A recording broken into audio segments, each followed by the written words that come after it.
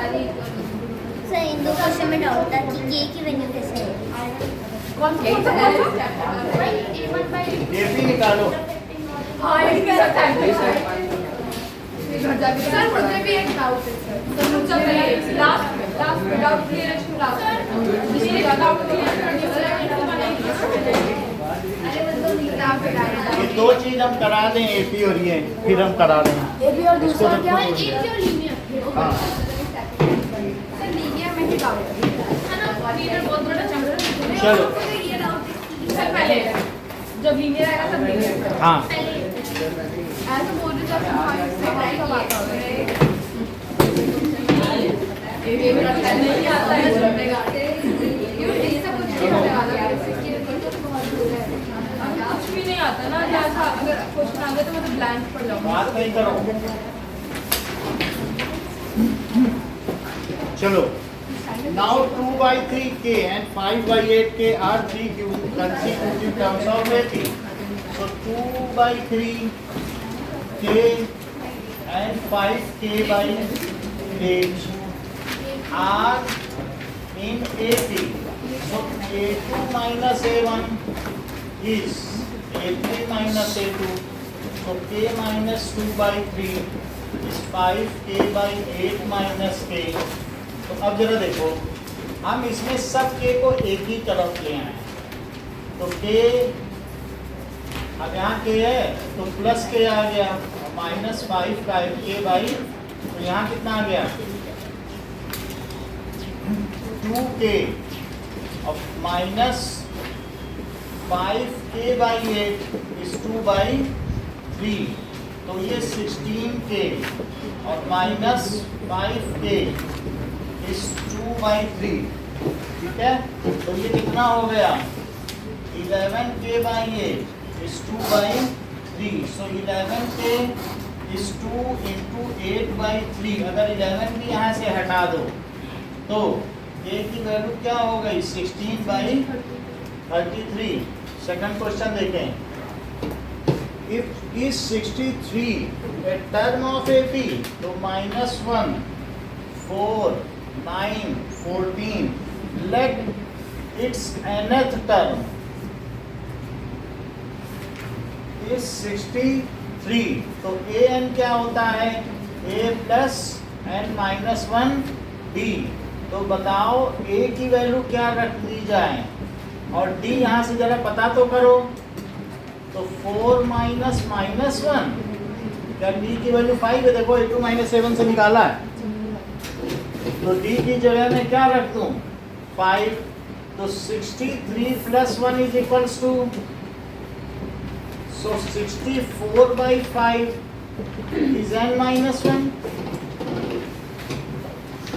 d निकाल लिए, d कैसे निकालू बताओ, A2 माइनस A1, और a तो पता है ही, a की जगह -1 रखा और d रख दिया, 5 से डिवाइड कर दिया 1 ले जाके, तो बोलो 64/5 प्लस 1 क्या हुआ, तो 64 प्लस 5/5 क्या हुआ, तो that is 69/5 is equals to n। तो ये 1 आ जाएगा और 3 आ जाएगा, 4/5 is equals to n, but n can not be in fraction, not be in fraction as it is a term. क्यों नहीं हो सकता, क्योंकि ये एक टर्म है। So 63 is not any term of given AP, ये दी गई समांतर श्रेणी का कोई भी पद नहीं है। थर्ड क्वेश्चन देखिए,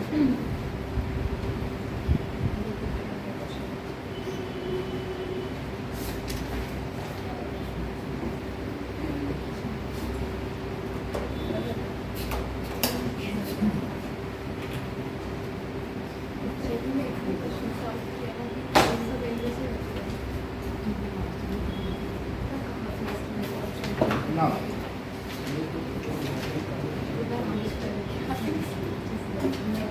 चलो आगे देखो, सर इसमें तो लास्ट में प्रॉब्लम सॉल्विंग टाइप का ऐसा हो सकता है। चलो, इफ पी क्यू आर, सभी अच्छे क्वेश्चंस हैं, in A P then prove that, तो पी क्यू आर क्या है बोलो, P Q R in A P, तो ये बताओ कि A2 minus A1 is A3 minus A2, तो बताइए Q माइनस P किसके इक्वल हुआ, R माइनस Q, सारे Q एक तरफ ले लो और R प्लस P, इतनी बात सही है, तो 2Q किसके इक्वल हो गया, R प्लस P। अब इसको हम इसमें पुट कर देंगे, एक नंबर का क्वेश्चन है, सो P प्लस, क्योंकि एक लाइन में हो ही जाएगा, सो 2Q plus R minus P और R plus P minus Q। जरा देखिए 2Q की जगह क्या रखेंगे हम यहाँ पे, क्या P प्लस R, देख लो 2Q की जगह क्या रखा, P प्लस R रखा कि नहीं, R प्लस P। अब यहाँ भी आओ, 2Q की जगह क्या रखें बताइए, R प्लस P या P plus P plus R minus P, और यहाँ पर भी R प्लस P और क्या है बताइए, सो माइनस Q, तो R प्लस P की जगह क्या रख दो, क्या 2Q और माइनस Q, बोलो समझ में आ गया, R प्लस P, तो एक R से एक R कट गया, एक P से एक P कट गया, तो बोलिए 2P और 2R और Q, तो क्या आ गया 4PQR, जो कि R H जैसे हैंस प्रूफ। फिफ्थ क्वेश्चन देखिए, 4,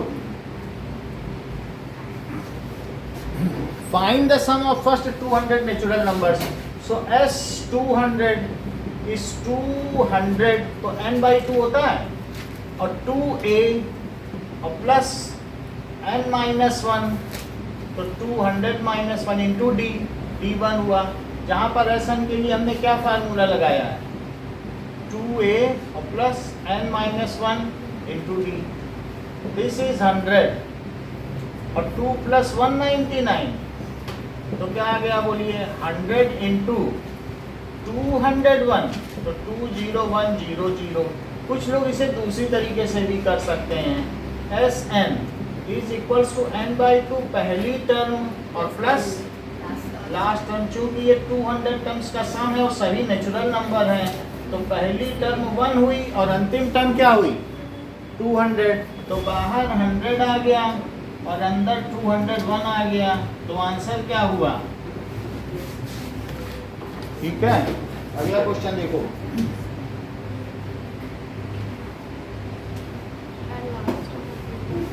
now question number 5, which term of AP will be 120 more, let desired term is an, तो nth term, let desired term क्या हो जाएगी nth टर्म, और वो जो nth टर्म होगी, वो ये बताओ जो nth टर्म होगी वो 21st टर्म से कितनी ज्यादा होगी, बताओ, क्या 120 ज्यादा होगी। अच्छा, an का क्या फार्मूला है, a plus n minus 1d, और इसका बताओ, सर एक बस चीज फाइनल करनी है,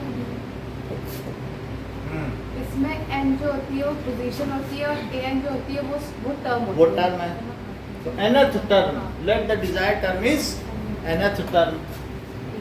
अब जरा देखो, a से a कट गया और ये n माइनस 1 है, और ये बताओ अंदर माइनस जाएगा तो क्या माइनस 20 भी हो जाएगा, और d, अच्छा d देख के बताओ तो जरा इसमें कितना है, जो हमारी AP है, पता चल रहा है हमारी AP कितनी है, 3, 15, 27, इसी से बना लो, d कितना आ रहा है, तो अब इसमें d मैंने बाहर ले लिया 120, तो मैं d की जगह रख दूंगा d इज इक्वल्स टू 12, तो n माइनस 21, और बाहर कितना लिख दें 120, तो बोलो n माइनस 21 कितना हो गया,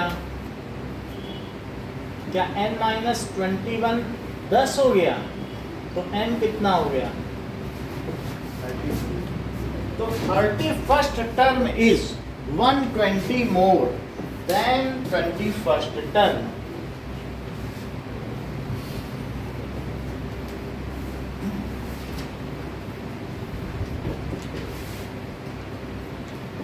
अब देखिए 6, right expression A N minus ए के, यदि A P A plus D A plus 2d है तो हमें ए एन माइनस ए के लिख देना चाहिए। इससे क्लियरली कॉमन डिफरेंस क्या निकल रहा है?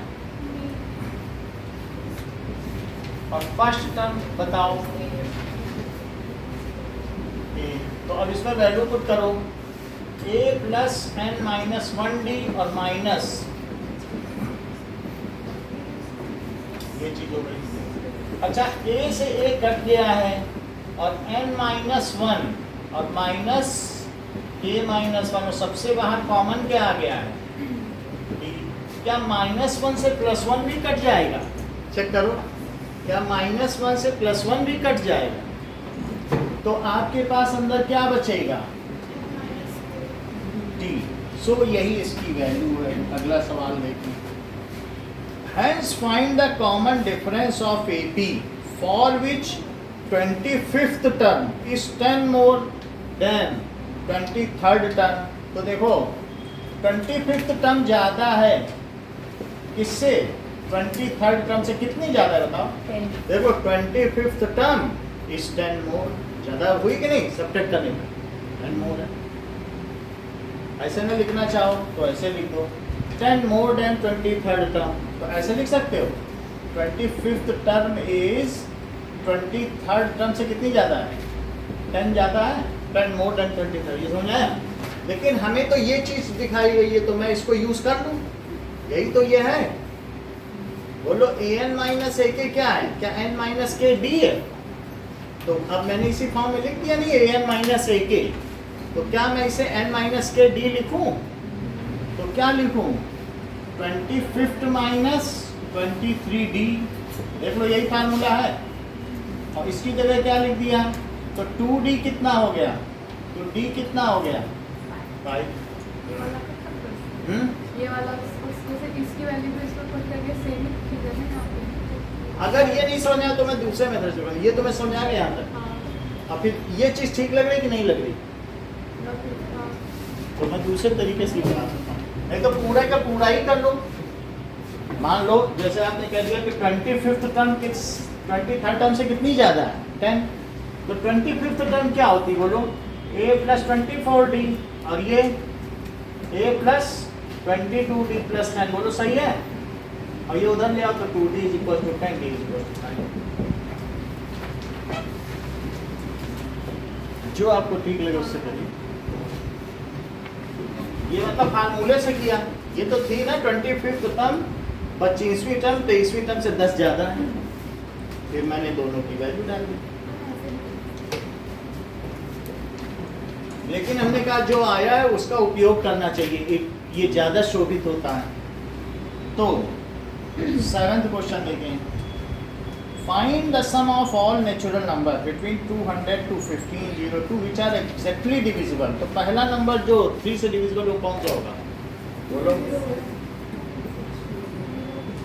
इसके बीच में होना चाहिए 18, 20, 18, फिर 2 आगे एक और जोड़ना पड़ेगा ना। तो 201 एक और होता तो चली जाती बात। बात कि नहीं? 201 जाएगा कि नहीं? 21 होता चला नहीं जाता। तो एक कम पड़ रहा है ना। सो इस तरीके से 201, 204 और लास्ट में देखो कितना है, एक और लिख लो 207। और ज़्यादा ये देखो लास्ट नंबर कौन सा है?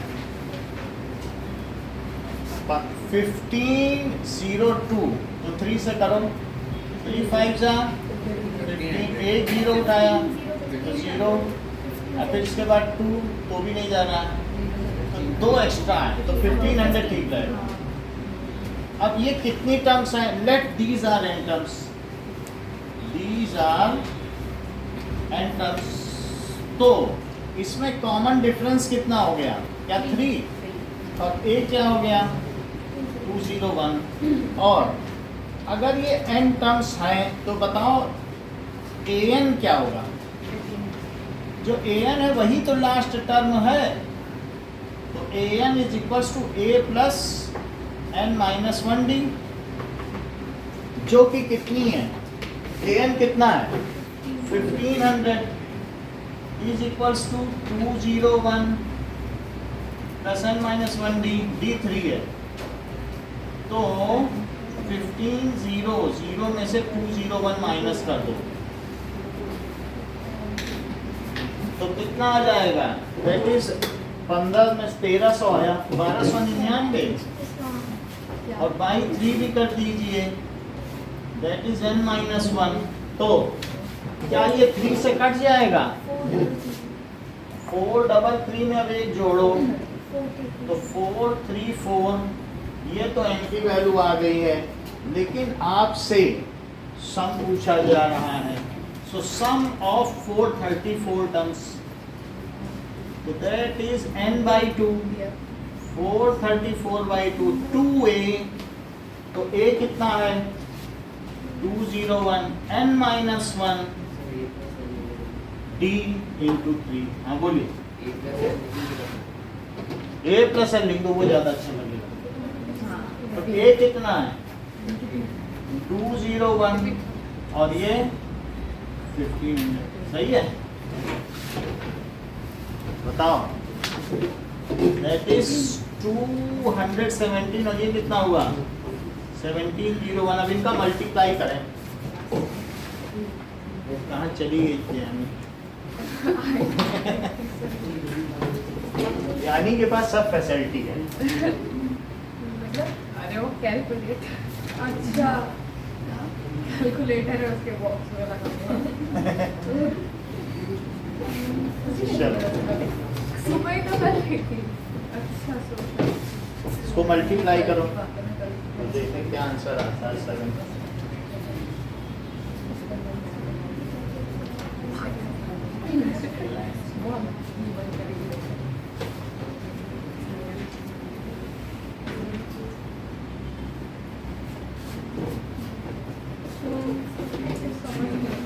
बोलो बोलो 36917।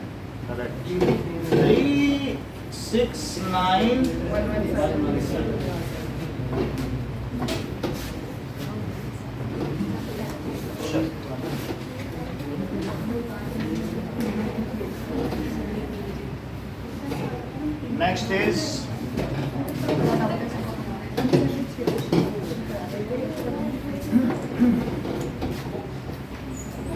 for the AP, ये आपको शो करना है कि TP plus TP plus 2Q it is equals to 2T P plus Q, यानी Pth टर्म और P plus 2Qth term P plus Qth term की दुगनी है ये चीज। तो TP को क्या लिखोगे? क्या A plus P minus 1D, और TP प्लस 2Q को क्या लिखोगे? A plus P plus 2Q minus 1D, ये चीज होगी। जबकि मैंने LHS लिया है, ठीक है।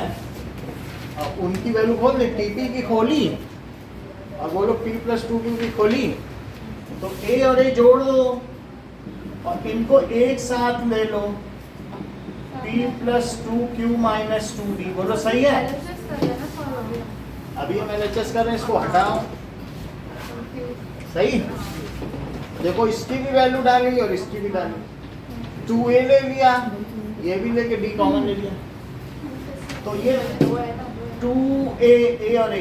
अब यहाँ देखो क्या 2p हो गया और 2q हो गया और माइनस 2, यहाँ पे टी मतलब टर्म है ना, a जो है वही t है।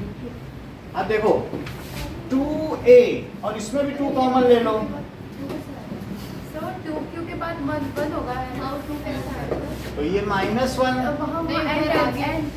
माइनस ये गलती से आया, तो माइनस 2 आ गया। अब सब में से 2 बाहर निकालो, तो क्या a plus P plus Q minus 1D हो गया।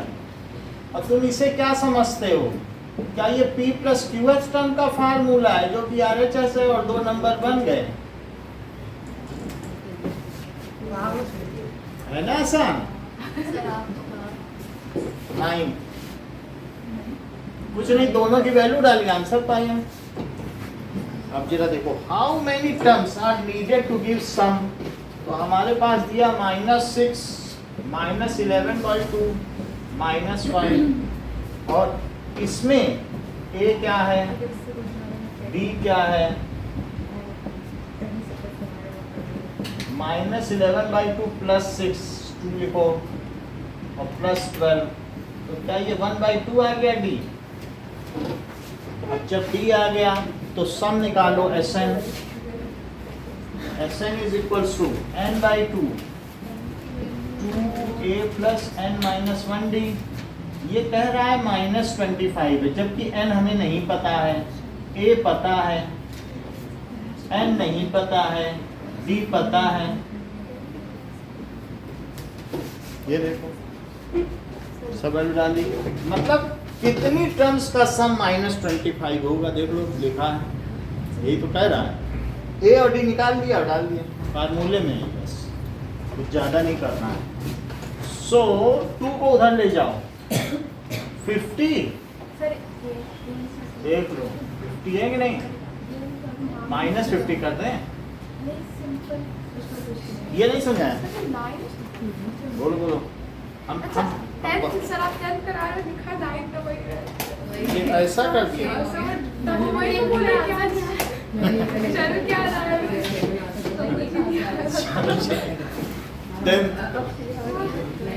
अभी 9 करा देंगे। अब देखो -50 किसके इक्वल हुआ, अंदर कितना हुआ बताओ, -12, और ये देखो प्लस n माइनस, देखो n-1/2 है, एलसीएम ले लो, एलसीएम ले लो।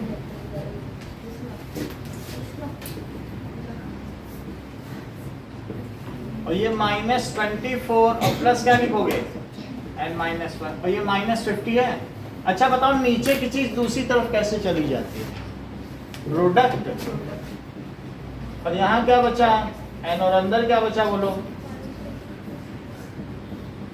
सो -100 इज इक्वल्स टू -n, और अंदर पे n-25, तो -100, माइनस तो हटा ही दो, माइनस से माइनस कॉमन किया नहीं, अपने आप किया।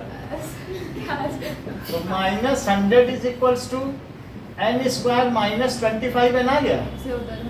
अब बोलो n² -25 n और +100, यहाँ कितना आ गया। तो अब कैसे होगा, 100 कैसे आएगा, 20 पंचे 100, तो that is n² -20 n -5 n और प्लस 100 इज इक्वल टू 0। तो क्या आ जाएगा बताइए, n -20 और -5 लिया तो n -20। बताओ जहाँ से रुकना पाओगे तो रुक भी जाएंगे, जाना हो तो बताओ, मेथड बदल देंगे। सर वो एक क्वेश्चन में मतलब सेकंड लास्ट है, अरे सेकंड लास्ट टर्म ना, सेकंड लास्ट टर्म तो ठीक है, उसके बाद वो डायरेक्ट p प्लस p कैसे है? वही जैसे a प्लस n-1d, तो ये यही तो है ना। सब बोल रहे हैं स्टार्टिंग में, मैंने को बोला मुझे समझ आपको पूछ इसे स्टार्टिंग का समझने से उसे बोल रहे हैं कि स्टार्टिंग। देखो, अगर आप स्टार्टिंग से कहोगे तो स्टार्टिंग, और लास्ट से कहोगे तो लास्ट। जो बोलो स्टार्टिंग मेरे को तो आगे सब नहीं से रहने दो, चलो आगे सब आ गया तो ठीक है, छोड़ो ना, गांजे बनिया बाजार नहीं लगती, इधर देखो सर स्टार्टिंग से सब अब छोड़ो। सो n कितना हुआ 5 और n कितना हो गया 20। अब जरा हम कुछ चीजें देखें। सो n 5 है और n 20, ऐसा हो सकता है दोनों आंसर ठीक है। क्यों, क्योंकि ये बढ़ती हुई एपी है, तो बहुत सारी टर्म्स का सम क्या हो सकता है, जैसे देखो तो -4 -3 -2 -1 0 और 1 2। बताओ कितनी टर्म्स का सम -7, क्या दो का भी -7 है और इतनी का भी, क्योंकि इनका सम तो 0 है। तो जो बढ़ती हुई एपी होगी उसमें 2 आंसर आते हैं। सही है। चलो अब हम चाहिए तो नहीं तो कोई बात नहीं, हमें कोई वो नहीं है। सही है तो बेटा बताओ। देखो P है तो AP क्या होता है, यानी pth term A plus P minus 1D। जो अगर तुम्हें TP नहीं अच्छा लगता ना तो तुम्हें AP लिख लो, तुम्हें टीचर कुछ नहीं करेंगे, तो यू फील गुड। अब फील गुड होगा, एन की जगह पी लिया। टर्म है, अब टर्म AP लिखो चाहे TP लिखो।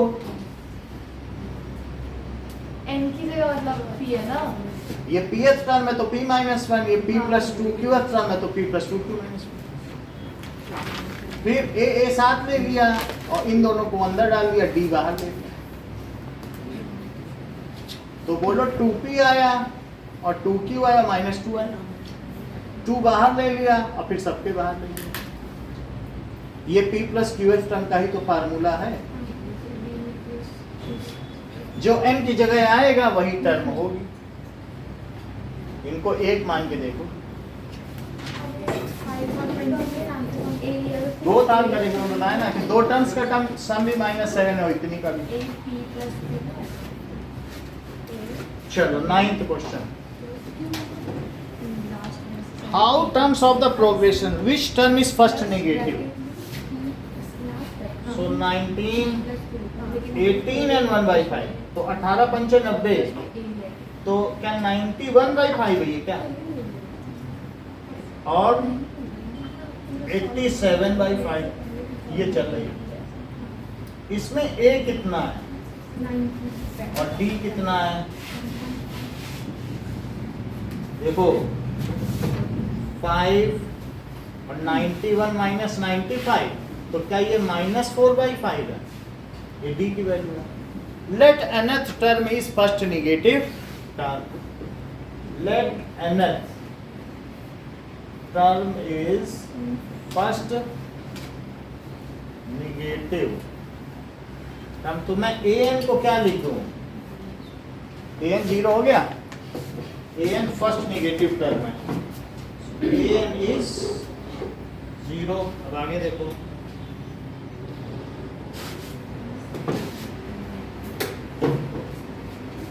an की जगह क्या लिखा जाए बताओ, a plus n minus 1 d should be 0, लेकिन a क्या है 19 प्लस n माइनस 1 और d क्या है It is 0।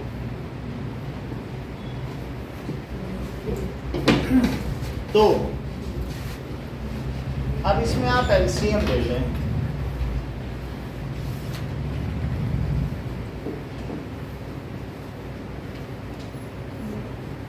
देखिए। सो 19, अब माइनस तो पहले ले ही लिया, और n माइनस 1 इंटू 4/5, इसलिए यहाँ एलसीएम लो, यहाँ माइनस ले लिया उधर का, तो ये 95 हो गया, और n माइनस 1 इंटू 4 5 को उधर ले जाओ, तो कितना हुआ, लेस देन 0। 95 माइनस 4n, और माइनस इंटू माइनस प्लस 4, तो 95 प्लस 4 कितना हुआ, तो 99। अब 4n को उधर ले जाओ, तो 4 से डिवाइड कर दो, निगेटिव साइन कभी उधर ना ले जाना, ठीक है, इनइक्वालिटी में। तो बोलो कितना आ जाएगा, 4 2 जा 8 और 19 बचा, तो बोलो 4 4 जा और 3/4, तो n को किससे ज्यादा होना चाहिए, 24 एंड 3/4 से ज्यादा होना चाहिए। अगली टर्म इससे बड़ी कौन सी है, which is the next term greater than this, क्या 25th है। सो 25th term is first negative term, क्योंकि घटती एपी है, एक बार घट जाए तो लुढ़क ही जाए, निगेटिव के बाद तो फिर निगेटिव ही होती चली जाएंगी। डी ही जब निगेटिव हो जिसका, तो क्या वो घटती हुई एपी नहीं होगी, मतलब ये 24 3/4 से बड़ी होनी चाहिए। ये वहां तक पहुंची कि नहीं। अच्छा, अब यहाँ इसके आगे देखो, मैंने क्या किया, 5 एलसीएम ले लिया, तो 95 माइनस ये माइनस भी वहां से इधर ले लिया, -4/5 था तो माइनस पहले लिख दिया। चलो अब ये 5 को उधर मल्टीप्लाई कर दिया, निकल गया 95 माइनस 4n, लिखा कि नहीं, और प्लस 4, सही है। तो बोलो 95 प्लस 4 क्या 99 हुआ, 4n को उधर ले गए और 4 से डिवाइड कर दिया। और 4, अब इससे बड़ी कौन सी टर्म है, n इससे बड़ा हो जाए तो टर्म निगेटिव हो जाए। सो 25th term is first negative term, negative term. और क्या पूछ रहा है,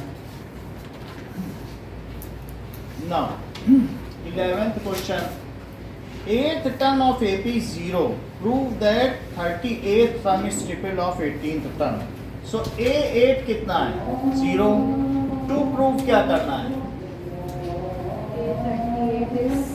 A38 is equals to triple of A18। तो प्रूफ देखिए, क्या आप ऐसा समझते हैं A plus 7D is equals to 0, सही है। तो अब हम इसको यूज करें RHS देखो 3 into A18, क्या लिखें इसको, A plus 17D that is equals to, ये हो गया, तो that is 3 और A की जगह -7D डालो, क्या डाल दो, -7D और प्लस 17D। ऐसा कैसे आया बताओ, A is equal to -7D। अब इसी का यूज कर लिया, देख लो, तो कितना आ गया बताइए, 10D। तो क्या ये 30D आ गया। अब RHS भी यहीं कर लो खुद ही, तो बोलो A38 क्या हुआ, A प्लस 37D, लेकिन A खुद क्या है, तो क्या ये 30D हुआ। सो LHS क्या RHS के इक्वल हो गया, हैंस प्रूफ। देखो RHS भी निकाल लिया, 30D, दोनों निकाल लो, LHS RHS। हाँ, जो ये वैल्यू दी थी A8 0 है, तो मैं A plus 70 0 किया, और A की वैल्यू -7D आई, तो यहाँ भी A की वैल्यू -7D डालो, यहाँ भी डालो, अपने आप ही आंसर आ जाए। बाकी 3 बाहर था, 5 0 के साथ चला गया। ना यकीन मानो तो मल्टीप्लाई करके देखो।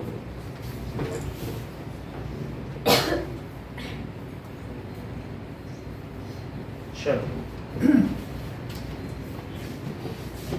12th question, find the sum of n terms of the sequence जबकि an दिया है। ये इंपॉर्टेंट क्वेश्चन है, 5 - 6 है, इस तरीके का एक अवश्य आएगा। तो बोलो A1 क्या लिखें, 5 - 6 1, तो 5 - 6 कितना हुआ बताओ, और A2 जरा 2 रखो, 5 - 6 into 2, तो 5 - 12, तो कितना आ गया, -7। अच्छा A3 कितना आया, 5 - 6 into 5 - 18 कितना आ गया। सो डिजायर्ड AP क्या बनी, -1 -7 एंड -13 इज डिजायर्ड AP। अगर विद लिख दोगे तो अलग से शो नहीं करना पड़ता है, with A is equal to -1 and D is equal to, जरा निकालो तो, -7 -1 कितना आया, सही है। ऐसे लिख दोगे तो चल जाता है, AP तो हो ही गई। अब जब हमें ये AP पता चल चुकी है तो कह रहा है n टर्म्स का सम निकालो।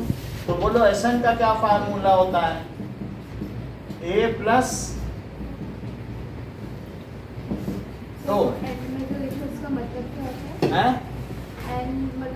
n belongs to natural number, belongs to, लेकिन ऐसा दिया हो तो उसका मतलब होता है n बिलोंग्स टू,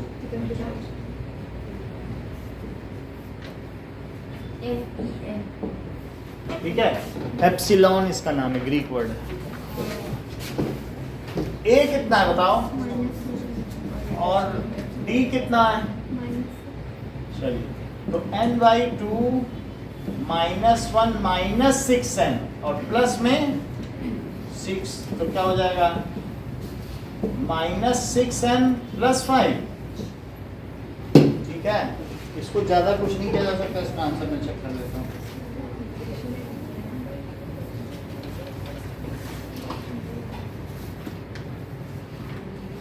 आंसर तो नहीं आ रहा, n और 2 - 3n आ रहा है, कहीं गलती की है। लो यार 2a लगाए, तो 2 इंटू, अब कितना हो जाएगा, दैट इज 4 - 6n, तो n, और इसमें से 2 कॉमन ले लो तो अंदर क्या बचेगा, 2 से 2 कटा तो 2 - 3n, ये देखो आ गया। ऐसे भी लिख दो, मल्टीप्लाई भी कर दो, 2n - 3n, इस पर ऐसे भी कर सकते हो, यही है आंसर। अगला देखिए, उससे वो निगेटिव है, कोई दिक्कत नहीं।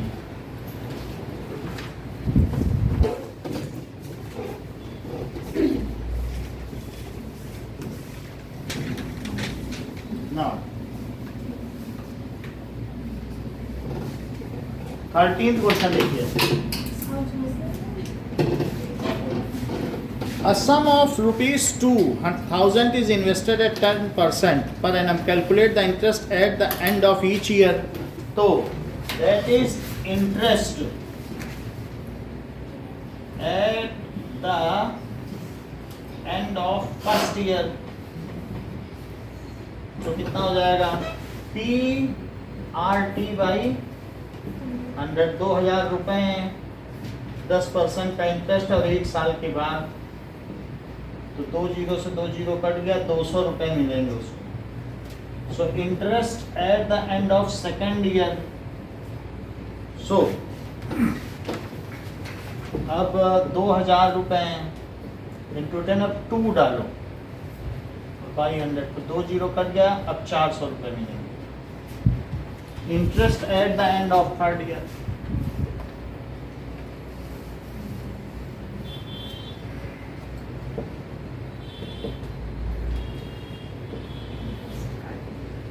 तो PRT 2,000 into 10 into 3 500, 2 zero cut गए,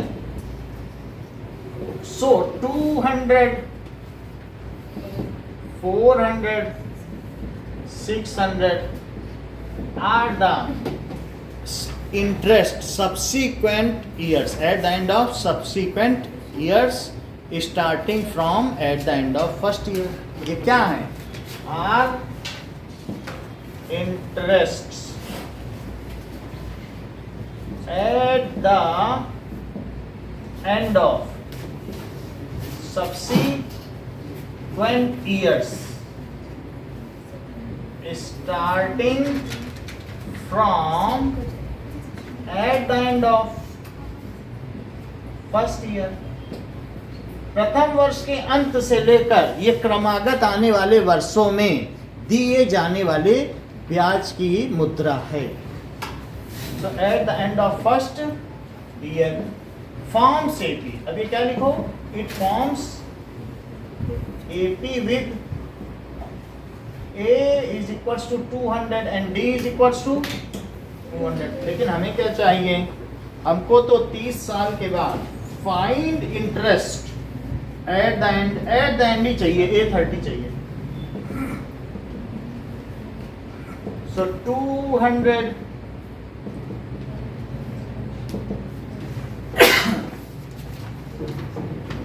that is 5800 आ जाएगा, तो that is 6000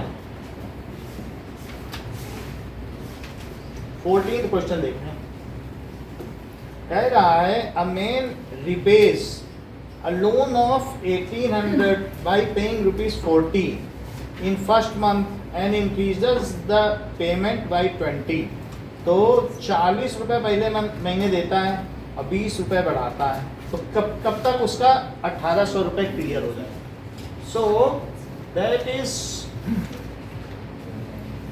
amount of loan paid in subsequent months, कोई इंटरेस्ट नहीं देना, subsequent months starting from first month।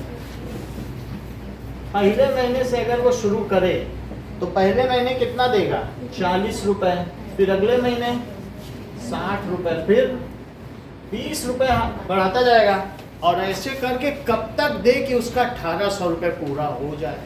Late he gives money up to n months, let is in AP with A is equals to 40 and D क्या है, D 20 है। Late he pays his loan in n months। तो इन सब का सम ये तो जुड़ता जाएगा, और जैसे उसका 1800 पूरा हो जाएगा सरकार उससे बोल देगी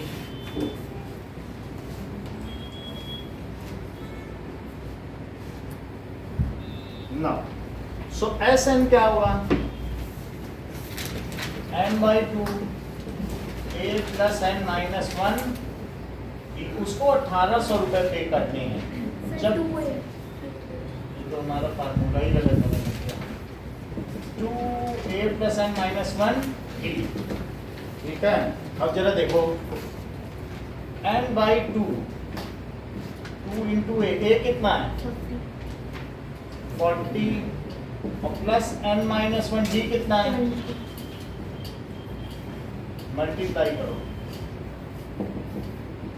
ये 80 हो गया, और 20 n- तो बोलो 3600 कितना हो गया, क्या 60 + 20n, और यदि 20 कॉमन लेके इधर डिवाइड कर दो जरा, तो क्या होगा 2 जने कर देंगे, चलो अंदर ले जाओ, तो एक हो गया 60n + 20n² - 3600, यही जीरो हो गया क्या।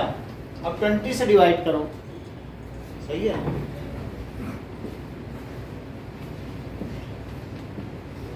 तो 3n + n², तो 3 से करो 180,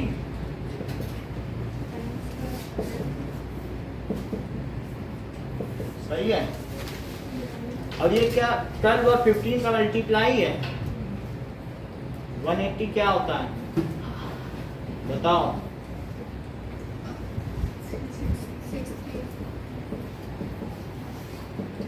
सही है। ये फिर यश हो तो बात बने, तो n-12 और n+, तो n क्या हो जाएगा,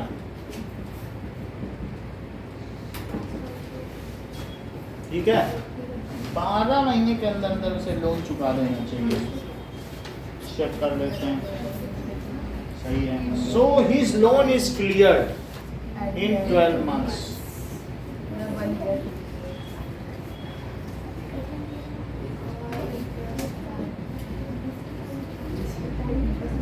सही है।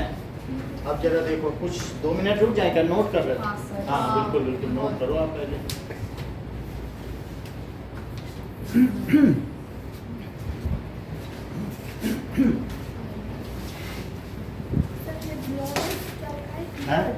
His loan is cleared।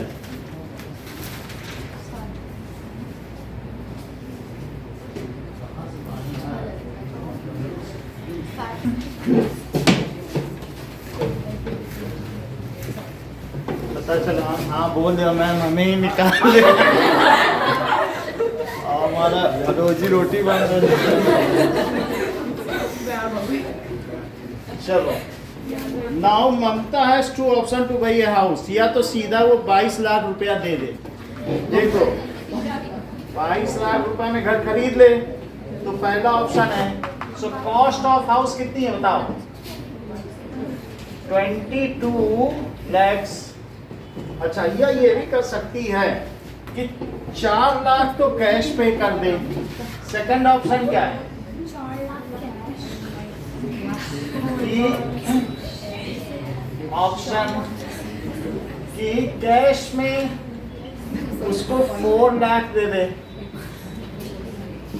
और जो 18 लाख है उसको 18 एनुअल इंस्टॉलमेंट में दे, यानी 1 लाख हर साल, 1 लाख हर साल 18 साल तक दे दिया।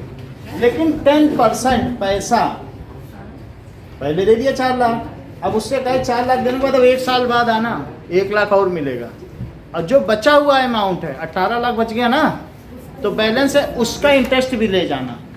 तो बताओ अब कितना बैलेंस अमाउंट बचा बताइए? बैलेंस अमाउंट आप बताइए कितना बचा?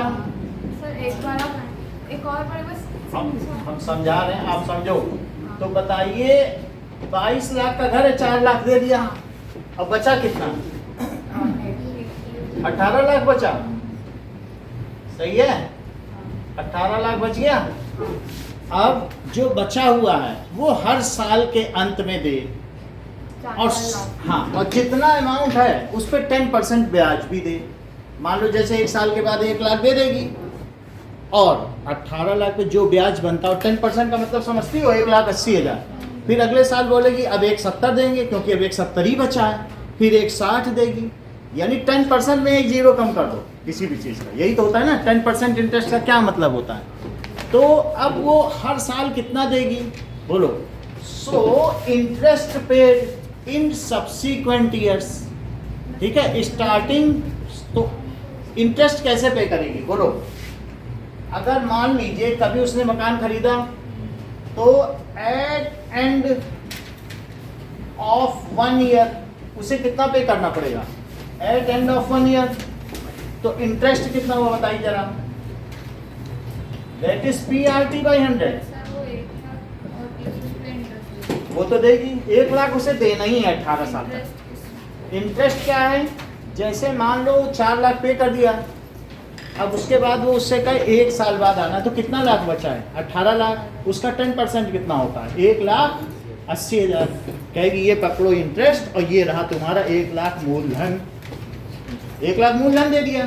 फिर अगले साल आई, कोई आया लेने, कह रहा ये लो 1 लाख मूलधन, और चूंकि अब 17 लाख बचा था तो 1,70,000 पकड़ो ब्याज, अब फिर 16 बचेगा। तो एक समझ में आए कि नहीं? तो 1,60,000 तो सब्सिक्वेंट क्या हो गया बोलो? Interest in subsequent years. अगर सीधा भी आप कर सकते हो तो बोलो इंटरेस्ट इन सब्सिक्वेंट ईयर्स क्या हो गया? Subsequent years. चलो अब ये मुझे बताओ कि पहले साल 1,60,000, फिर दूसरे साल 1,80,000 दिया, और फिर कितना हुआ? 1,70,000, और फिर 1,60,000, ऐसे चलता चला गया। और अंत में उसको क्या करना पड़ेगा? जब आएगा तो कहेगी ये लो 1 लाख पकड़ो, और 1 लाख का ब्याज 10,000 होता था क्योंकि 1 साल से हमने नहीं दिया था। तो अंतिम इसकी टर्म कितनी हो जाएगी? 10,000। और यही वे 18 साल होंगे, पहले साल से लेके 18 बाद में उसे ब्याज करना है। तो ये बताओ, ये तो वो इंटरेस्ट देगी, और साथ में उसको प्रिंसिपल अमाउंट क्या 1 लाख इंटू 18 टाइम्स देना पड़ेगा। एक तो इंटरेस्ट देना ही पड़ेगा उसको, प्लस इनका सम कर लो कितना देना पड़ा। लास्ट में कहेंगे अब 1 लाख बचा है, अब अगले साल आना लेने।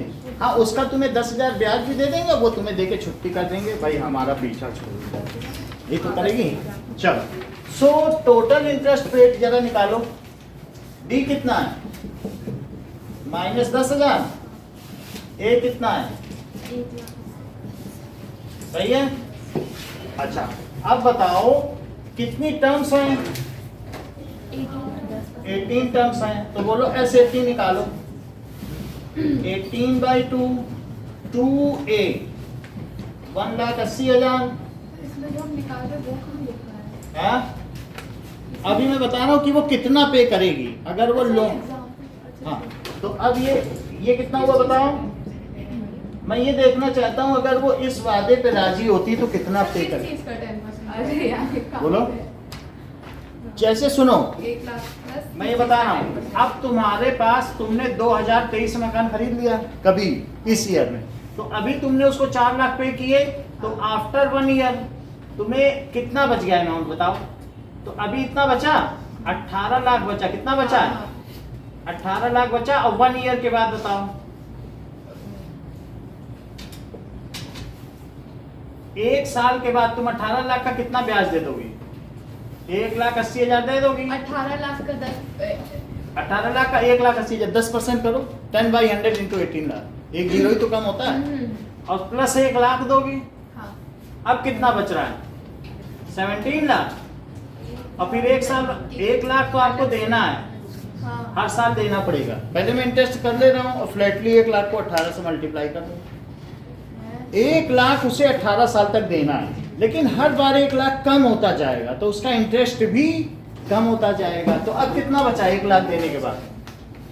बोलो, क्या 17 लाख बचा? 1 लाख तो उसने अपने मूलधन में दे दिया ना, ब्याज तो ब्याज दिया, पैसा भी तो दिया। उसके बाद वाले ईयर में 17 लाख से इंटरेस्ट देगी और 17 लाख पे देगी, 1 लाख और दे देगी तो 1,70,000 देगी। और साथ में कहेगी ये लो 1 लाख मूलधन, अब देखो 16 बचा है, फिर 1,60,000 देगी ब्याज और प्लस 1 लाख, ऐसे करते चली जाएगी। तो ये सब्सिक्वेंट इंटरेस्ट हुआ, क्योंकि पैसा भी तो कम होता जा रहा ना। जो दे चुकी उस पे क्यों इंटरेस्ट देगी वो? सही है कि नहीं? तो अब ये हम कितनी टर्म्स हो गई? 18, क्योंकि 18 से शुरू के 1 पे आई तो 18 हुई, ठीक है कि नहीं? तो जब उसने 4 लाख दे दिया तो 18 लाख बचा कि नहीं? और फिर तो 1 साल बाद अब वो जब देगी पैसा, कहेगी 1 लाख प्रिंसिपल पकड़ लीजिए और 18 लाख का 1,80,000 होता है। क्या मैं PRT/100 से निकाल दूं कि समझ गए? वो आ गया। फिर जब उसने 1 लाख दे दिया तो अगले साल वो 17 लाख का देगी। 18 का क्यों देगी? 1 लाख तो मूलधन में से हट चुका है, तो अगले साल कितना ब्याज देगी? ये भी देगी और 1 लाख और देगी। 1 लाख देने के बाद अब कितना बचा? 16 लाख ही बचा, तो अब 16 का ब्याज देगी। और एंड में कहेगी देखो तुम्हारा 1 लाख बचा है, अगले साल आके लेना। और उस 1 लाख का ब्याज 10,000 है, तो कहेगी ये लो 10,000 ब्याज पकड़ो और 1 लाख भी पकड़ो। सही है? तो जरा देखो ये कितना हुआ, इसको करिए तो 3 लाख और 60, और इसको करो जरा, ये कितना हुआ बोलो? 1,70,000। ये बात समझ आई? देखो 17 के आगे मैंने 4 ही जीरो लगाए, तो 3,60,000 में से 1,70,000 हटाओ जरा, तो 9 इंटू 1,90,000 और जरा 19 का 9 में मल्टीप्लाई करो तो 1,7,1,7 तो 17 लाख 10,000, 17 लाख उसने इंटरेस्ट दे दिया और प्लस और 18 लाख तो दिया, तो ये तो इंटरेस्ट हुआ, ठीक है? अब प्रिंसिपल अमाउंट कितना हुआ बोलो? Principal amount paid in instalment, total principal amount paid in instalment, paid in instalment, that is 1 lakh into 18, तो कितना हो गया? 18।